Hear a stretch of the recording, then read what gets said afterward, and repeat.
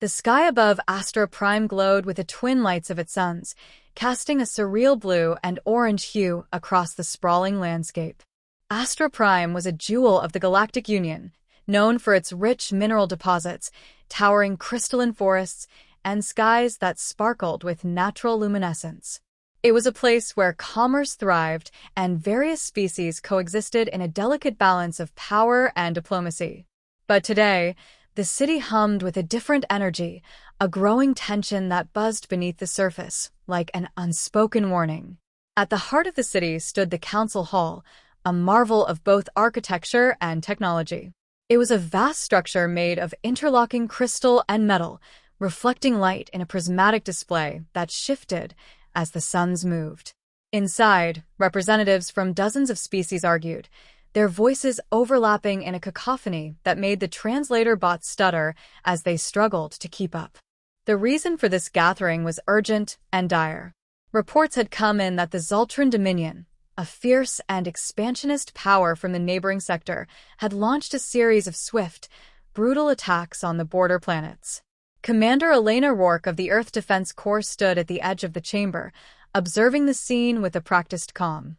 Her dark hair, streaked with silver, was tied back in a tight braid, and her eyes, sharp and focused, took in every detail. She was dressed in a reinforced uniform, its dark fabric interwoven with adaptive tech that shifted in response to external threats. The badge on her chest marked her as a leader, but her reputation alone spoke volumes. Rourke had fought in battles that would break most beings. She was known for her grit, her strategic mind, and an unwavering resolve that bordered on defiance. Around her, the representatives of the Union argued, some in their native tongues and others through translator devices.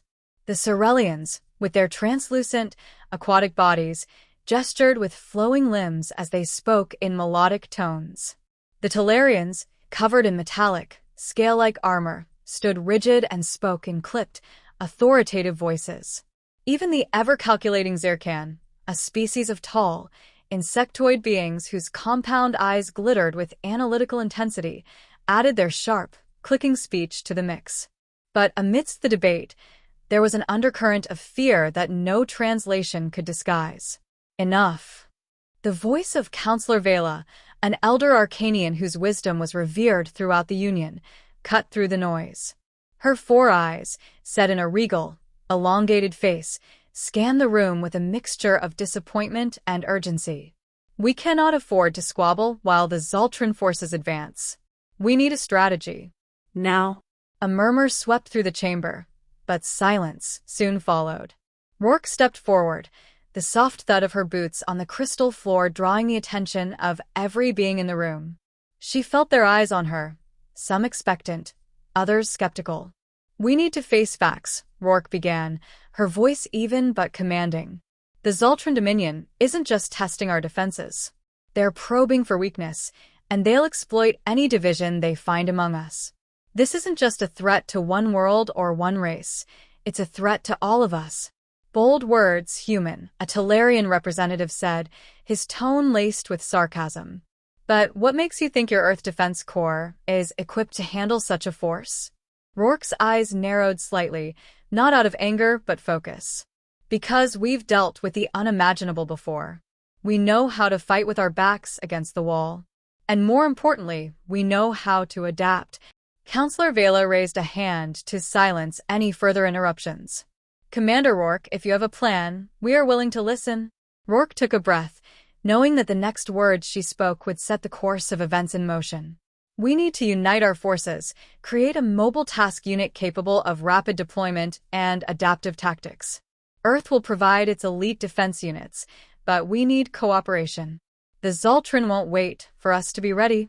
A holographic map flickered to life in the center of the room, showing the borders of the Union and the encroaching red line of Zoltran territory.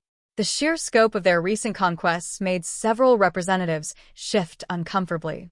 Rourke pointed to key systems that had already fallen. These worlds were overrun because they relied on static defenses, predictable tactics, she said. "We need a unit that can strike fast, adapt on the fly, and outmaneuver them." As the chamber considered her words, Murmurs of agreement began to ripple through the crowd. The Zircan representative clicked his mandibles thoughtfully before speaking. A mobile task force would be unconventional. But unconventional may be exactly what we need. Counselor Vela nodded solemnly. Very well, Commander Rourke. You will have the authority to lead this task force. Choose your team and prepare. The Union will mobilize in support. The meeting adjourned, but the tension in the air did not dissipate. Rourke moved quickly, knowing that time was not on their side. She summoned her most trusted officers and began assembling a team that would be capable of carrying out her vision.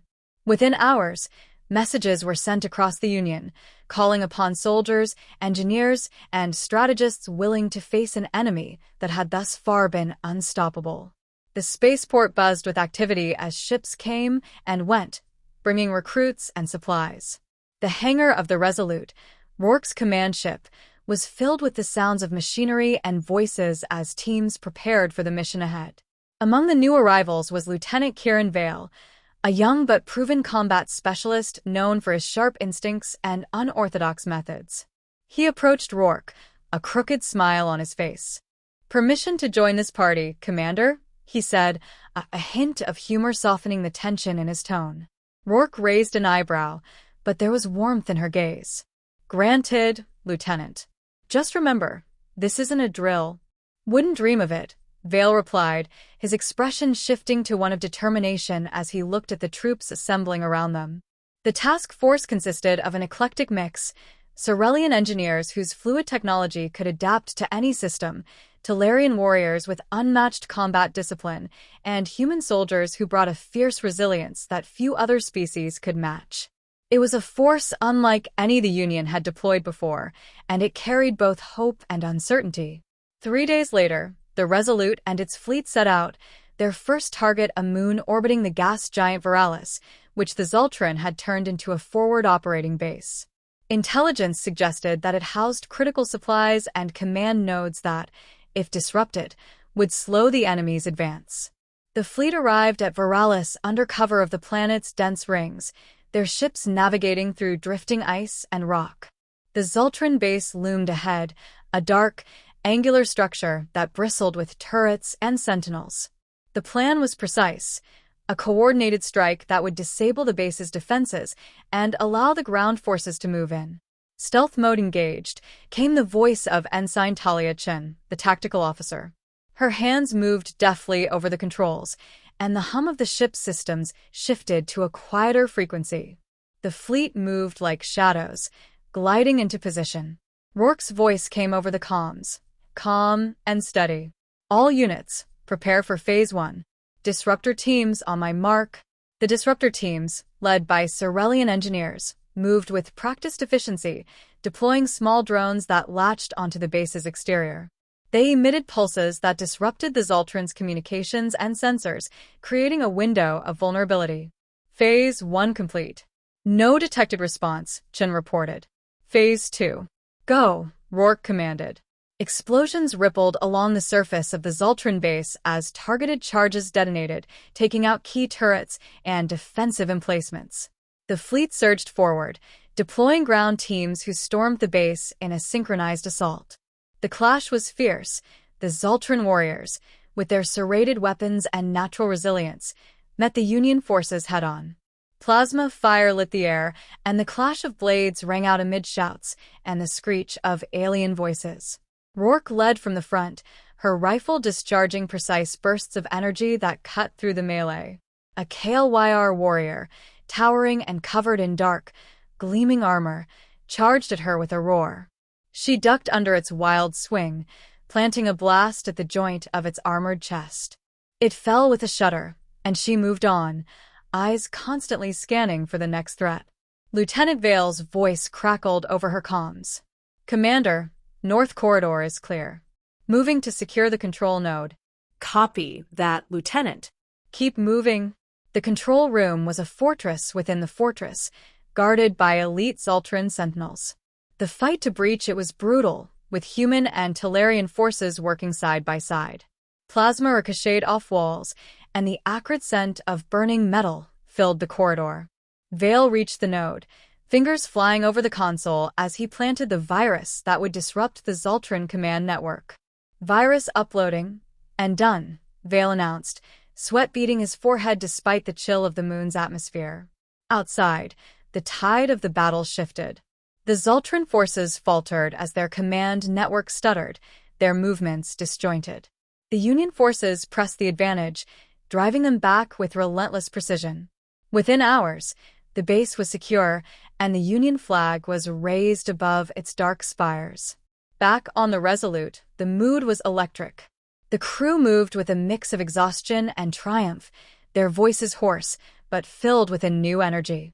Rourke stood on the bridge, watching the strategic display as data confirmed their victory. It was a blow to the Zoltran advance, one that would buy the Union precious time to strengthen its defenses. Counselor Vela's holographic image appeared on the main console, her expression one of cautious relief. "Commander Rourke, congratulations on your success. This victory will resonate throughout the Union." Rourke nodded, her face shadowed by the fatigue of command. "It's a start, Counselor. But this is only the beginning.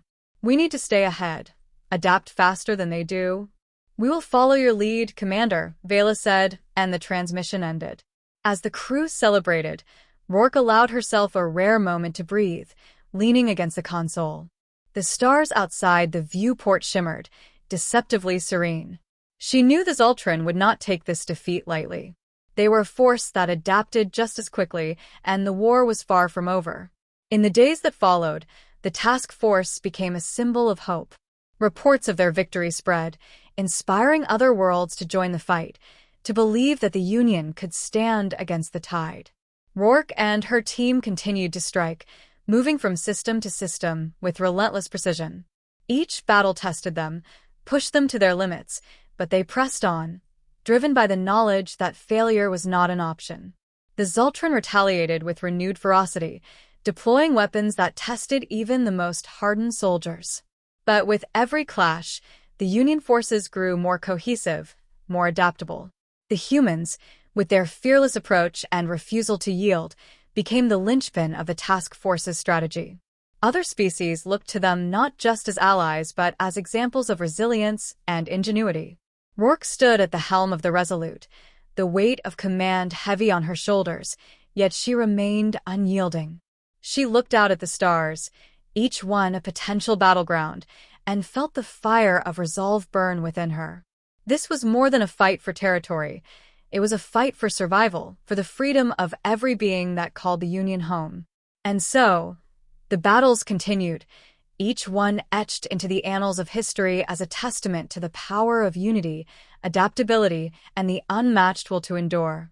The galaxy watched as the Union, led by a commander from Earth and strengthened by a coalition that had once doubted its own resolve, fought back the darkness with everything they had. And for the first time in generations, hope did more than flicker. It burned bright, unyielding in the face of the storm.